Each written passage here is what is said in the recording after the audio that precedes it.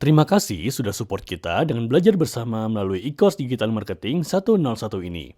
Materi ini disusun oleh tim digital marketing di mulai.id dengan bantuan research yang berkualitas. Dan juga dilengkapi framework digital marketing yang kita rasa perlu di-share ke teman-teman semua. Pengguna internet di seluruh dunia terus meningkat secara signifikan setiap tahunnya. Bahkan per April 2023, lebih dari 59% orang di seluruh dunia menggunakan internet. Dengan banyaknya pengguna internet di seluruh dunia, potensi pasar yang dapat diakses akan semakin besar. Di Indonesia sendiri, 100 juta orang dari total populasi sudah menggunakan internet. Bahkan 100 juta dari total populasi Indonesia adalah pengguna aktif sosial media. Dengan begitu, ini merupakan saat yang tepat untuk mengembangkan bisnis dengan digital marketing. Menurut data, rata-rata masyarakat Indonesia menggunakan internet untuk nonton video, nonton vlog, streaming musik, streaming radio, dengerin podcast, dan tentunya cek e-commerce. Jika ditanya, seberapa berpengaruh sih e-commerce ini? Faktanya, 80% orang akan mengandalkan e-commerce untuk mencari produk atau jasa yang mereka butuhkan. Bahkan menurut survei yang dilakukan oleh Asosiasi E-commerce Indonesia dan Jakpat pada tahun 2020, sekitar 74 responden menyatakan bahwa mereka pernah melakukan pembelian melalui platform e-commerce, dan sisanya akan mengecek kembali toko online tersebut. Sampai sini makin terlihat jelas bahwa konsumen kita saat ini memang berada di dunia digital dan mudah dijangkau dengan digital marketing daripada marketing tradisional.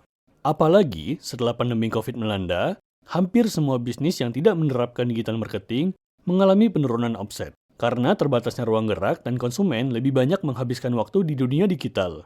Selain itu, dengan digital marketing, selera konsumen akan lebih tersegmentasi dan relevan dengan produk atau jasa yang ditawarkan. Dari sisi produksi, penggunaan digital marketing juga dirasa lebih hemat dibanding marketing tradisional. Hal ini juga menguntungkan dari sisi ROI. ROI atau Return of Investment ini mengukur berapa banyak keuntungan yang diperoleh dari suatu kampanye digital marketing. Mengingat jumlah pengguna aktif sosial media di Indonesia sangat tinggi, mempromosikan produk kita melalui konten yang menarik di sosial media adalah hal yang efektif. Nah, hal ini disebut sebagai content marketing. Kita ambil contoh dari Twitter. Jika ada tweet yang sedang ramai diperbincangkan, kita pasti setidaknya menemukan orang-orang yang mempromosikan produk mereka. Selain itu, alasan kenapa promosi lewat sosial media sangat menjanjikan adalah di mana fakta bahwa rentang usia paling banyak pada pengguna sosial media adalah usia yang produktif, yaitu usia 25 sampai 34 tahun. Di mana hal itu akan semakin memberikan peluang produk yang kita promosikan akan dibeli. Di sini makin terlihat jelas bahwa belajar digital marketing adalah investasi paling worth it di era digital ini. Digital marketing trifecta. Selanjutnya, mari kita bahas digital marketing to the next level, yaitu trifecta. Digital marketing trifecta adalah 3 komponen penting dalam strategi digital marketing, yaitu 1. Owned Media. Owned Media adalah platform komunikasi yang dimiliki oleh brand untuk berinteraksi dengan audiensnya seperti website, blog, dan sosial media. Yang kedua, Paid Media. Paid media adalah saluran komunikasi berbayar yang digunakan untuk mempromosikan brand atau produk. Misalnya, iklan di Google Ads, endorse ke influencer, ataupun konten promosi. Yang ketiga, Earned Media. Earned Media adalah layanan promosi gratis yang diperoleh dari lingkungan digital dan mencakup ulasan atau review positif. Earned Media adalah layanan promosi gratis yang diperoleh dari lingkungan digital dan mencakup ulasan atau review positif mengenai produk di media sosial. Seberapa sering netizen memention produk kita, dan juga hasil share ataupun repost. Kombinasi strategi pemasaran dari ketiga elemen ini membentuk trifecta atau strategi yang kuat dan efektif dalam digital marketing. Digital marketing aspek.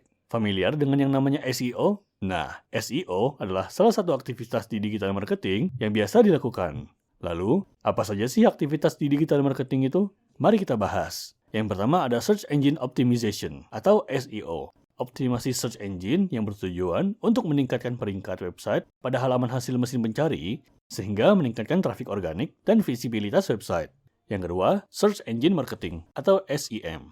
Pemasaran mesin pencari, yaitu menggunakan iklan berbayar di mesin pencari untuk meningkatkan trafik dan visibilitas website. Yang ketiga, Social Media Marketing atau SMM. Pemasaran media sosial, yaitu penggunaan media sosial untuk mempromosikan brand atau produk, memperluas jaringan pelanggan, dan menjalin interaksi dengan pelanggan. Yang keempat, email marketing.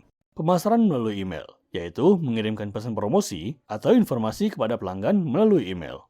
Yang kelima, content marketing. Pemasaran konten, yaitu membuat, mempublikasikan, dan membagikan konten bermanfaat untuk menarik minat pelanggan. Yang keenam, video marketing, yaitu penggunaan video untuk mempromosikan brand atau produk. Yang ketujuh, mobile marketing, yaitu penggunaan ponsel dan akses internet mobile untuk mempromosikan brand atau produk, seperti dengan aplikasi atau iklan mobile. Yang kedelapan, influencer marketing, pemasaran influencer, yaitu penggunaan tokoh terkenal atau influencer media sosial untuk mempromosikan brand atau produk.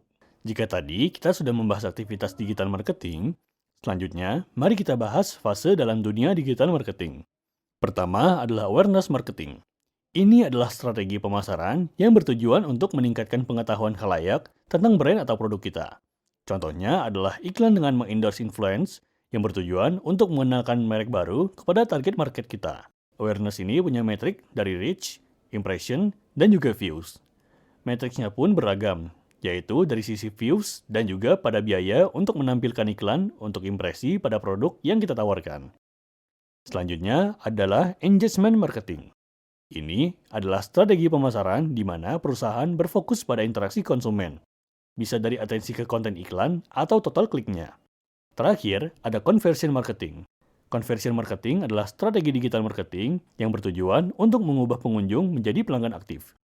Caranya adalah dengan menggunakan teknik-teknik marketing yang efektif seperti diskon, email penawaran, tampilan produk yang estetik, dan memperbaiki kualitas konten sosmed. Digital marketing objektif. Digital marketing objektif adalah tujuan atau hasil yang dicapai melalui kampanye digital marketing. Beberapa objektif digital marketing yang paling umum antara lain, yang pertama, meningkatkan lead generation. Objektif ini bertujuan untuk meningkatkan jumlah lead yang dapat dikonversi ke pelanggan potensial. Yang kedua, meningkatkan penjualan. Objektif ini bertujuan untuk meningkatkan penjualan produk atau layanan dengan strategi digital marketing seperti email marketing atau retargeting iklan. Yang ketiga, meningkatkan brand awareness. Tujuan ini seringkali digunakan oleh brand yang baru didirikan atau yang memperkenalkan produk baru dan bertujuan untuk membuat lebih banyak orang tahu tentang brand mereka. Yang keempat, memperluas jangkauan atau traffic. Objektif ini bertujuan untuk meningkatkan jumlah pelanggan di media sosial. Yang kelima, objektif digital marketing dari sisi komunitas online yang bertujuan untuk memperluas jaringan dan meningkatkan brand awareness dengan cara mempromosikan produk atau layanan melalui media sosial dan platform online lainnya. Tujuan utamanya adalah untuk menciptakan interaksi positif antara merek dengan konsumen. Digital Marketing Framework. Mari kita bahas digital marketing yang lebih komprehensif, yaitu mengenai frameworknya yang kita rasa sangat perlu di-share ke teman-teman semua. Framework tersebut adalah AIDA. AIDA adalah singkatan dari Attention, Interest, Desire, dan Action.